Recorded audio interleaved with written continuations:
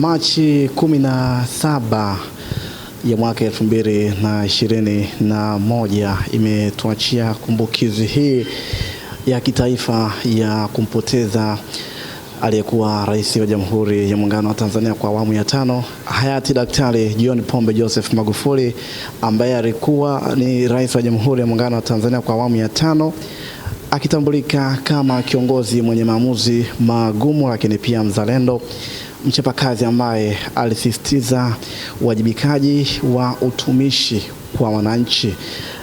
Magufuli alizaliwa tarehe 29 Juni ya mwaka 1959 katika kijiji cha Chato mkoani Geita, na alifariki dunia tarehe 17 Machi ya mwaka 2021 akiwa madarakani. Na Magufuli alilelewa katika familia ya kawaida mno iliyopenda kazi na maadili, ambapo alisoma shule ya msingi Mapinduzi, kisha shule ya sekondari ya Minaki. Baadaye alijiunga na chuo kikuu cha Dar es Salaam ambako alisomea fizikia na hisabati. Aliendelea hadi ngazi ya uzamili na uzamivu, yani PhD, katika uhandisi wa madini, elimu iliyomsaidia katika uelewa wa miradi ya kiufundi na maendeleo ya miundombinu ndani na nje ya nchi yetu ya Tanzania.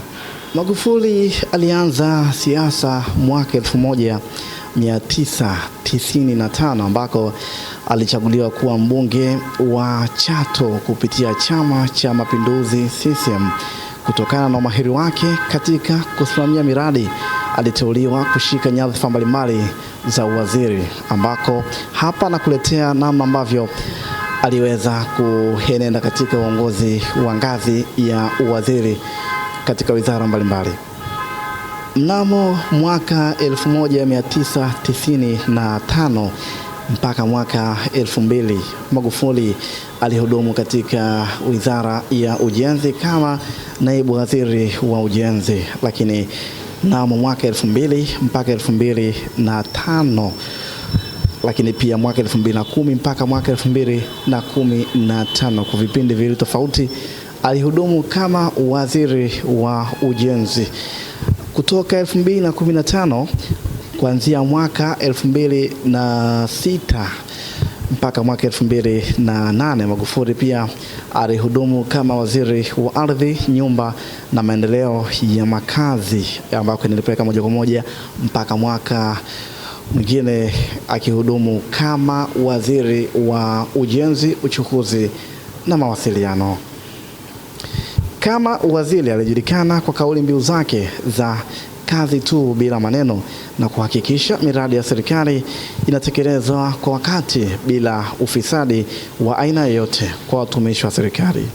Mnamo Oktoba 2015, ikiwa ni mwaka wa uchaguzi mkuu wa serikali ya Jamhuri ya Muungano wa Tanzania, Dr. John Pombe Magufuli alichaguliwa kwa mara ya kwanza kuwa rais wa Jamhuri ya Muungano wa Tanzania kwa awamu ya 5, ambako serikali yake Dr. Magufuli ilifahamika ama kutambulika kwa kudhibiti matumizi yasiyo lazima ya serikalini, kuelekeza fedha nyingi katika miradi ya maendeleo mbalimbali. Aya, mpelekee maiki.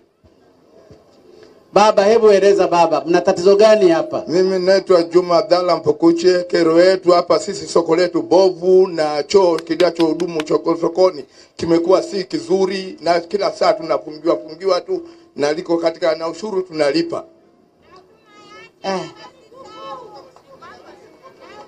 Na msimamizi wa soko ni nani? Msimamizi wa soko nani mkurugenzi. Mkurugenzi yuko hapa? Yuko hapa mkurugenzi? Kwa nini ushuru unakusanya na choo hujajenga na hela unakusanya za watu? Eleza, ni kwa sababu gani mkurugenzi? Mheshimiwa Rais, kweli tunasimamia soko lile. Kuna tatizo la choo pale sokoni. Tatizo linalotokana na... Wewe huna choo kwako unakokaa? Kipo. Unakaa maeneo hapa? Ndio mkurugenzi. Iko wapi nyumba yako? Nimepanga hapo.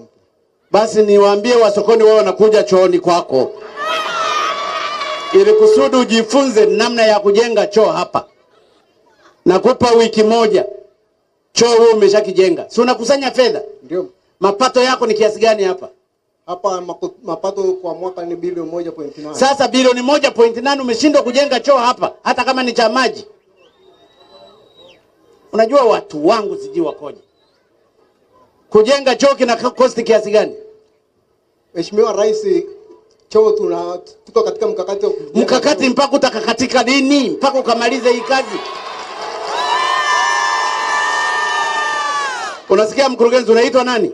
Naitwa Dennis na kaimu. Unakaimu? Nani mkurugenzi ambaye yuko hapa? Mkurugenzi ameenda kwenye mkutano kwa ajili ya uchaguzi. Maana yake ni sasa wewe si unakaimu? Ndio. Nataka hicho choo baada ya siku 7 kiwe kimekamilika. Sawa mheshimiwa. Na kisipokamilika mwambie huyo mkurugenzi aandike barua ya kuacha kazi.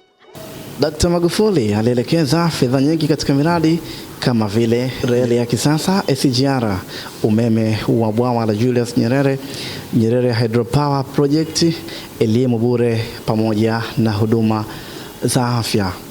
Alipewa jina kama The Bulldozer kutokana na uthubutu na kasi yake ya kusukuma maendeleo mbele licha ya ukosoaji kutoka kwa baadhi ya wapinzani. Dr. John Pombe Magufuli alifariki dunia mnamo tarehe 17 ya mwezi Machi kwa mwaka 2021, siku ambayo Watanzania wengi waligubikwa na huzuni ya kumpoteza kiongozi huyu jasiri, shupavu kweli kweli, ambako kifo chake kinaelezwa kilitokana na matatizo ya moyo wakati akipatiwa matibabu katika hospitali ya Mzena jijini Dar es Salaam. Mwili wake uliagwa kwa heshima kubwa katika mikoa mbalimbali ya Tanzania na visiwani Zanzibar. Alipewa heshima za kijeshi na mizinga takriban 21, kisha akazikwa nyumbani kwao Chato mkoani Geita mnamo tarehe 26 ya mwezi Machi ya mwaka 2021.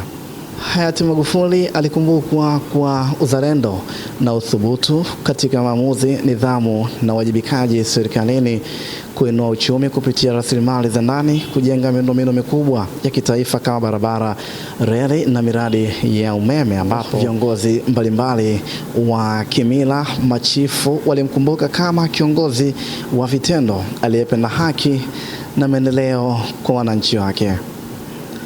Hayati Dr. John Pombe Magufuli ataendelea kukumbukwa kwa mengi kama kiongozi aliyebadilisha sura ya kiongozi na maendeleo ya Tanzania. Urithi wake katika utendaji, nidhamu na uzalendo utabaki kuwa sehemu ya historia ya taifa la Tanzania milele. Ninyi wenyewe mmemsikia kwamba hata agiza makaa ya mawe au gypsum toka nje, kwa sababu haiingii akilini kwa nchi yoyote inayotaka kujenga viwanda, kutengeneza ajira, muna gypsum na coal au makaa ya mawe ya kuweza kutumika kwa zaidi ya miaka 200, halafu mnakwenda kununua makaa ya mawe nchi nyingine. Halafu makaa ya mawe hapa yanauzwa kwa bei ya chini kuliko makaa ya mawe yanayouzwa kutoka nje. Kwa hiyo yeye mwenyewe amesema, kwanza anashangaa, amezungumza kwamba atanunua makaa ya mawe hapa na gypsum atanunua hapa. Sisi tunapeleka gypsum mpaka kwenye viwanda vya Rwanda na Kongo, wananunua kutoka hapa, na gypsum iko kilomita chache tu, actually ni mita chache kutoka kwenye kiwanda chake. Halafu ukaagize nje, na gypsum sisi tumepewa, makaa ya mawe yako hapo nayo tunauza nje. Halafu mtu anakwenda kununua nje anatuletea hapa. Na yeye amesema hili wala sio tatizo. Na amezungumza kabisa yeye atanunua makaa ya mawe, yani coal pamoja na gypsum hapa, ili kusudi watu wetu wapate ajira. Watu wetu wa kusini wapate ajira, na hicho ndicho tulichoahidi. Na amesema kiwanda baada ya mambo kadhaa kitaanza kufanya kazi kama kawaida. Ila wasemaji walikuwa wamejitokeza wengi, wanasiasa, matapeli, wanani, na wale sisi tutadili nao kikamilifu, kwa sababu serikali ipo, haiwezi kachezewa na matapeli. Lakini pia gesi watanunua moja kwa moja TBDC. Hawa waliokuwa wamejiingiza hapa katikati, kuna kampuni inaitwa kampuni gani huko? Linaitwa Aqua Lijiri ni nini huko? Mimi silijui. Mawaziri wanafahamu. Linafutiliwa mbali. ili kusudi Dangote anunue gesi ambayo ni ethane gas, ambayo is pure by 99%, ambayo is available, nayo ni kwa matani na kwa matani, na ni kilomita 2 tu kutoka gesi pale inapotoka. Wananunue moja kwa moja kutoka TBDC kwa bei ambayo ni reasonable, na yeye aende akafanye kazi. Kwa hiyo mengi haya yaliyokuwa yanafanywa, ndugu zangu, ni ya wanasiasa, wanataka kuchongea umri, wanapoteza muda tu. Dangote mmemsikia mwenye, tena tumevaa tai inafanana. Sijui kwa nini imetokea by coincidence. Kwa hiyo tunamtakia kazi njema, na wananchi wakae mkao wa kufanya biashara. Tunataka kujenga Tanzania mpya ya viwanda, na tumemwomba pia kwamba katika future angalie namna ya kujenga kiwanda kingine cha mbolea na viwanda vingine, na amesema yeye yuko na naiona Tanzania ni mahali pekee pa kufanya biashara, kwa sababu politically tuko stable, tumetulia, watu wenyewe wana upendo, serikali iko stable, serikali inapenda watu. Kwa hiyo yeye yuko hapa. Kwa hiyo waliokuwa hawamjui Dangote ni huyu hapa, tofauti yake tu na mimi, yeye ni tajiri, mimi maskini. Hii ni sehemu ya makala fupi iliyokuwa ikiangazia juu ya kumbukizi ya kifo cha hayati Daktari John Pombe Magufuli, ambaye ni Rais wa Jamhuri ya Muungano wa Tanzania kwa awamu ya 5. Hakika ifikapo Machi 17 ya kila mwaka, taifa hukumbuka kifo chake kwa mambo mengi ambayo ameyafanya kama kiongozi shujaa mzalendo kwa taifa lake. Makala hii ambayo imeangazia juu ya maisha ya kwake hayati Dr. John Pombe Magufuli imeandaliwa kutoka kwa producer Ben Kiko, kwa maana ya director Ben Kiko, lakini pia yuko ambaye ni assistant director kwa maana ya Ramadhani Saidi, lakini nami ambaye nimeweza kuifikisha kwako, jina langu ni Emmanuel Paul. Usiache kuifuatilia Skyward Television kupitia majukwaa mbalimbali ya kijamii. Nenda YouTube, nenda Facebook, nenda Instagram, nenda TikTok na kote kwingineko kwa anwani moja tu ya Skyward Television.